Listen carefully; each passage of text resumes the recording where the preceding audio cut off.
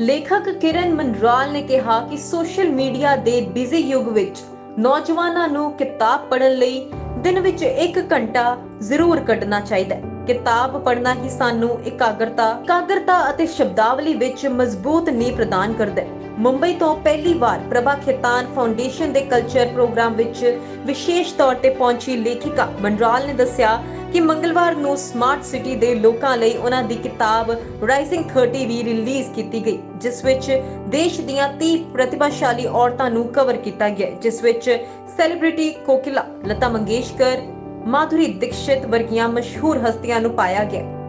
ਉਸਨੇ ਦੱਸਿਆ ਕਿ ਉਸਨੇ ਹੁਣ ਤੱਕ ਰੋਮਾਂਸ ਤੋਂ ਲੈ ਕੇ ਥ੍ਰਿਲ ਤੱਕ ਹਰ ਵਿਸ਼ੇ ਤੇ ਲਿਖਿਆ ਹੈ। ਲੇਖਿਕਾ ਕਿਰਨ ਮਨਰਾਲ ਨੇ ਦੱਸਿਆ ਕਿ ਉਸਦਾ ਉਦੇਸ਼ ਆਪਣੀ ਹੱਥ ਲਿਖਤ ਰਾਹੀਂ ਔਰਤਾਂ ਦੀ ਤਾਕਤ ਨੂੰ ਲੋਕਾਂ ਦੇ ਸਾਹਮਣੇ ਰੱਖਣਾ ਹੈ। ਭਾਵੇਂ ਲਿਖਣ ਸਮੇਂ ਕਈ ਚੁਣੌਤੀਆਂ ਦਾ ਸਾਹਮਣਾ ਕਰਨਾ ਪੈਂਦਾ ਹੈ, ਪਰ ਉਹ ਇਸ ਲਈ ਹਮੇਸ਼ਾ ਤਿਆਰ ਰਹਿੰਦੀ ਹੈ। नमस्कार, मैं संदीप शर्मा एक बार फिर तुहाडे नाल रूबरू हो रहा।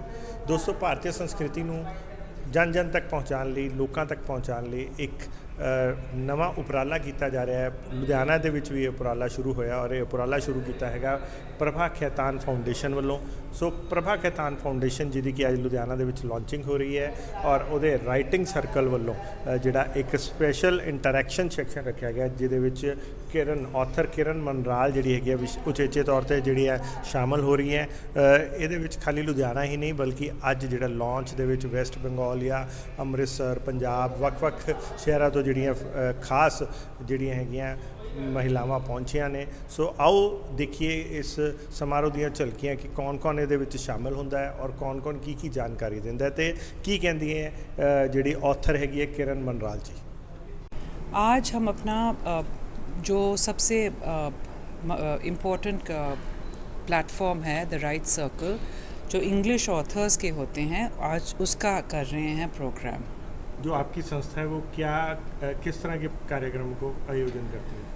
Only all literary events to promote Indian culture and literature.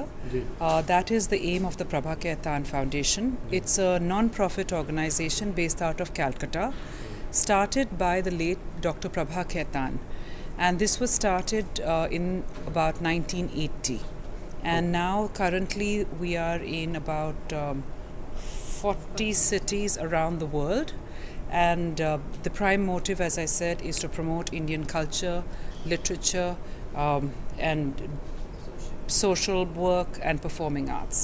So what is the thing today you are doing here?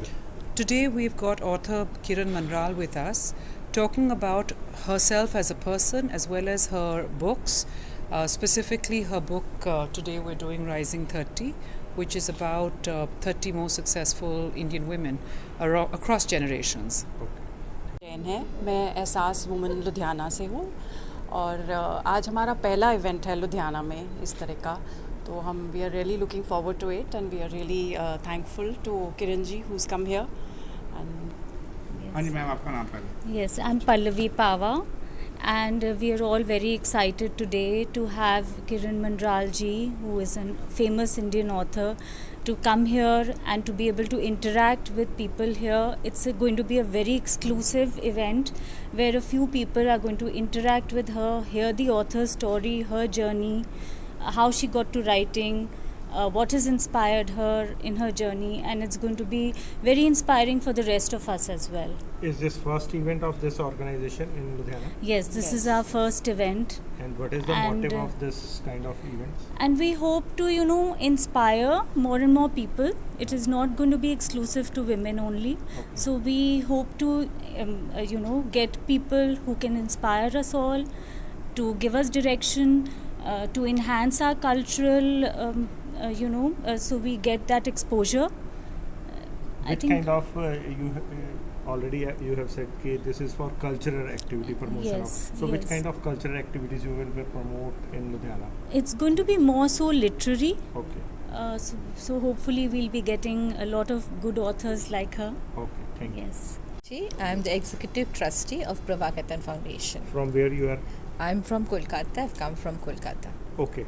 So you are here especially from Kolkata to launch this. Yes, we okay. are first time. I mean, we are launching this initiative and the activities of Prabhakatan Foundation with Kiran Manralji. Okay. This event is under the banner The Right Circle.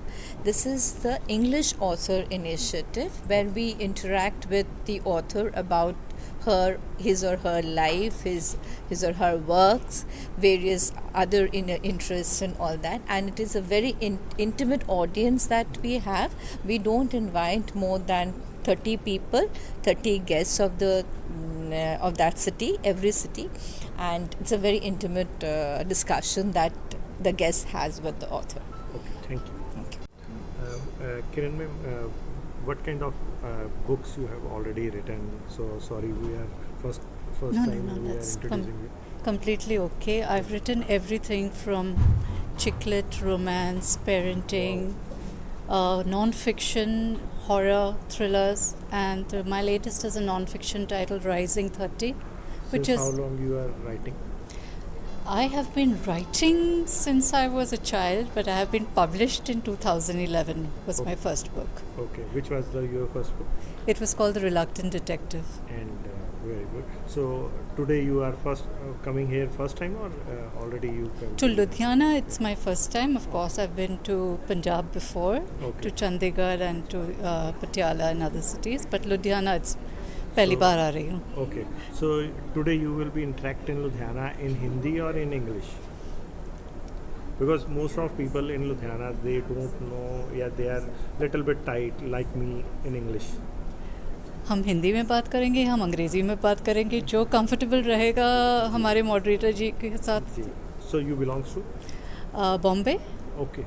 So फिर तो आप मराठी में भी बहुत अच्छा करते हैं. मराठी हमको समझ आती है थोड़ी बहुत, नहीं काफ़ी अच्छी समझ आती है, पर बोलने में थोड़ा सा मुश्किल आ जाती है कभी So कभार.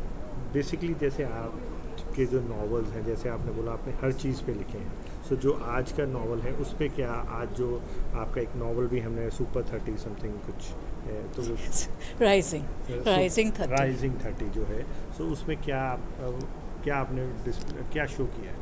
राइजिंग 30 एक नॉन फिक्शन नैरेटिव है, जो 30 विमेन जिन्होंने इंडिया का नक्शा थोड़ा बहुत चेंज किया हुआ है, ज़्यादा नहीं थोड़ा बहुत, जिनके जीवन इतने इंस्पायरिंग है, इतने उत्तेजित है कि मुझे लगा कि यंग लड़कियां, औरतें जो पढ़े उनको लगे कि अगर ये कर सकती है तो हम भी कर सकते हैं.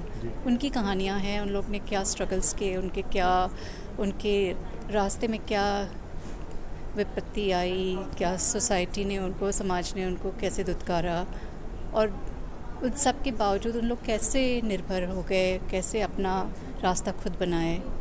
तो वो 30 औरतें हैं. तो ये इंडिपेंडेंस के टाइम से शुरू होता है, जब से इंडिया जैसे देश माना जाता है.